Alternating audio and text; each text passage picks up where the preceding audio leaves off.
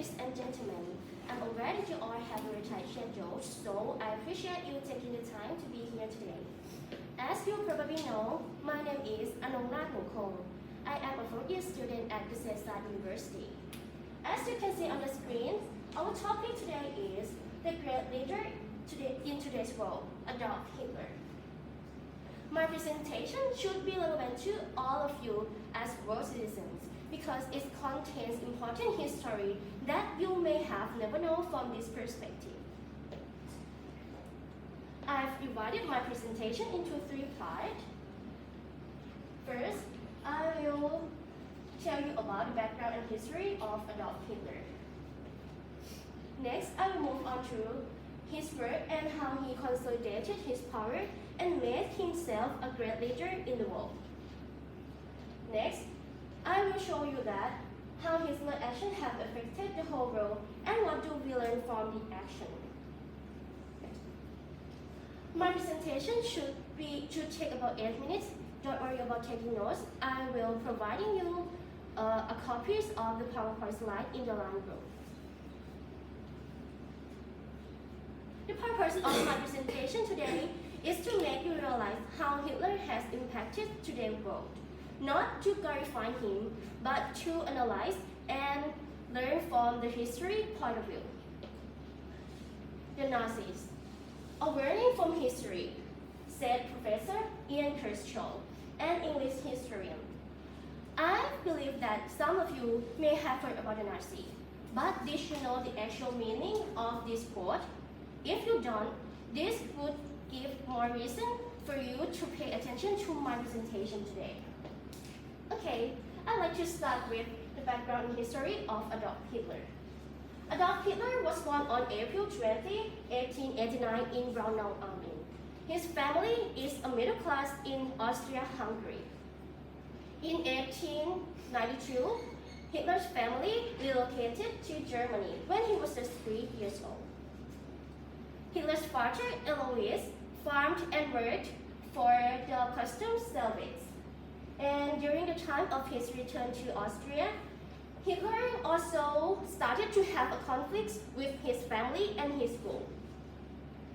Since a child, Hitler was known for being very moody. And his first intention of life is to become a painter, but his father disagreed. In 1905, after his father died, Hitler moved to Vienna, Austria, and his mother, Clara, providing him financially as she could.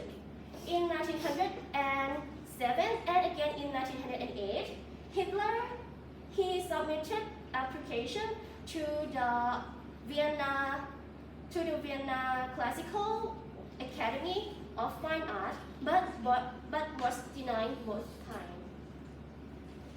His head of Jews was fooled by a number of early experience, and Hitler anti-Semitism is thought to have started during his time in Vienna. So that's the background and history of the great leader of the Nazi, Adolf Hitler. Let's move on to the next point. I will inform you about his work and how he consolidated his power and made himself a great leader in the world. One of the most well-known and displayed historical personalities is Adolf Hitler. He oversaw the Holocaust and World War II that resulted in the deaths of at least 40 million people. And he also served as the leader of the Nazi Germany. He was the focus of several books, documentaries, and TV shows throughout the ensuing decades.